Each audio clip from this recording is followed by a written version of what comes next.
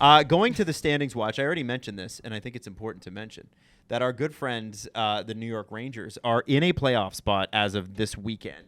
And what's more interesting about it is the Montreal Canadiens are a point out. Mm-hmm. Shoo! It's so many things need to happen for this to happen, but Montreal has 2 games in hand too. All 7 Canadian teams could make it. It's unlikely. I kind of want to see it.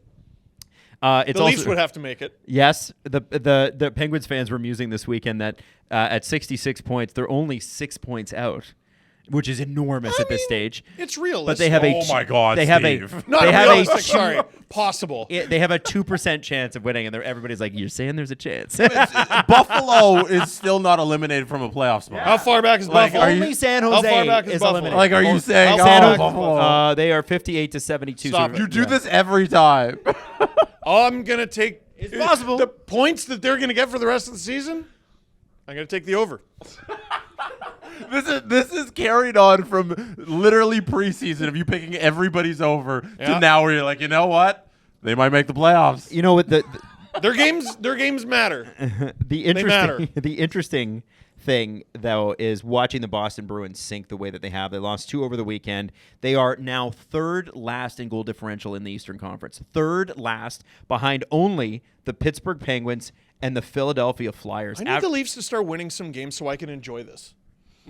I know, right? We've waited so many years. Enjoy Boston's downfall if the Leafs are also falling. We've waited so many years for this downfall, and now you're going to stink? Yeah. Stop it. Yeah. Let me enjoy this. I thought it was interesting that I guess he's just skating, but they had Charlie McAvoy out on the ice skating 2 times, I think, the last couple of days before practices. I was like, are they really going to bring him back? Down. Like, maybe he's doing? just skating because he wants to stay healthy and everything, wants to get back into shape and all that. But I hope they don't bring him back for this. Dude, he might be their new captain.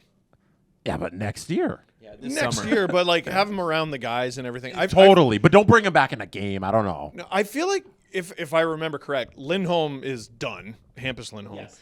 McAvoy, I feel like it's a patella, I think. McAvoy's week to week. Right, so it's not like astounding that he's back. It's not like, oh man, he repaired a torn Achilles in 2 weeks.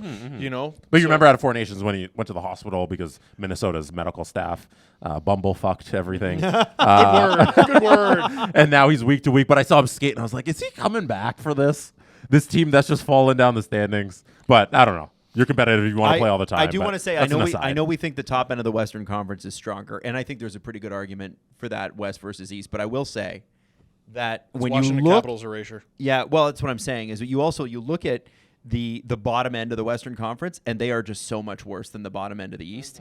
Like I'm looking at goal differentials. The San Jose Sharks, where we will be next Monday. Who beat the Leafs? We got to talk about the ticket packages. We do. We have yes. Minus 77 in goal differential. Compare and contrast with in the Eastern Conference, the worst you can get is a minus 48 from the Pens.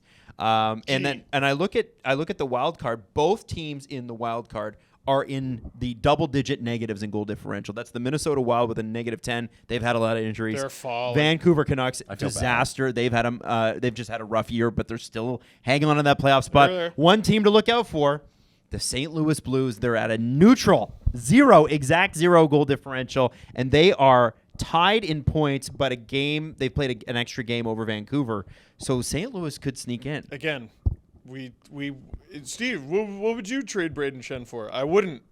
I'd hold on. Still make it. Why are they? Yeah, Binnington's been on fire. What are you? Yeah. Oh my God. He's been amazing. He was booty.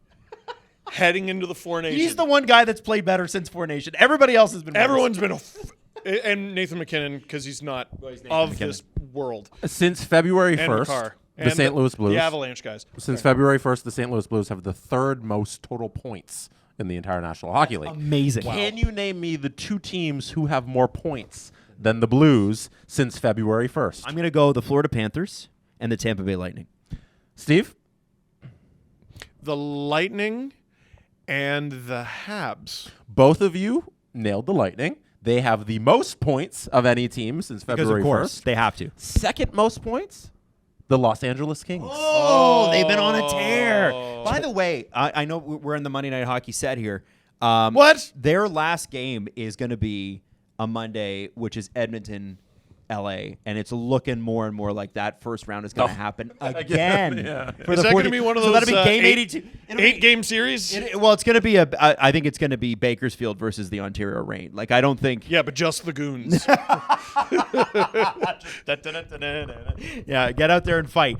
Also, correction, it's the Kings tied with the Blues. They both have 23. Plus, the Avalanche and Jets also have 23. So, a bunch of teams tied at 23. But Kings, second most points in the Habs. I was close. 13th. Yeah, no, not really up there. They've been good recently. Yeah, 8-5. 8-5-2. Good for the Habs. Yeah. Happy for their fans. Decent.